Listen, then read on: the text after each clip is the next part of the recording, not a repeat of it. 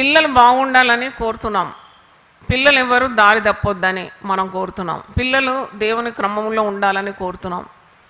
పిల్లలు మరి దైవ భయంలో పెరగాలని కోరుతున్నాం. వారు ఏ చిక్కు వలయంలో చిక్కుకోకూడదని కోరుతున్నాం. ఈ లోక నటనలో కొట్టుకొని పోవద్దని కోరుతున్నాం. పాపంలో పడకూడదని కోరుతున్నాం.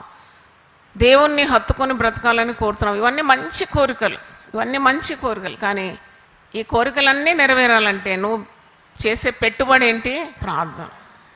ప్రార్థన మాత్రం కాదు, నువ్వు తప్పకుండా నీ పిల్లల కొరకు ఉపవసించి ప్రార్థన చేయాలి. ఉపవసించి ప్రార్థన చేయడంలో నువ్వు ఒక త్యాగం అన్నమాట. నీవు ఒక బలి.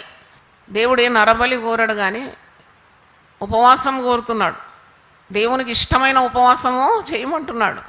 ఇది ప్రార్థన వల్లనే కానీ మరి దేనివల్ల ఇలాంటిది వదిలిపోవట అసాధ్యం అంటున్నాడు. అంటే ఒక శక్తిగల స్త్రీ అని ఈ సందేశానికి పేరు పెట్టినాం. Powerful women, definitely she will fast and she will pray. ఒక సమస్య వచ్చింది, ఆ సమస్య పరిష్కారం ప్రార్థనలోనే ఉంది. ఆ సమస్యకు పరిష్కారం దేవుడు నీకు తప్పకుండా అనుగ్రహిస్తాడు.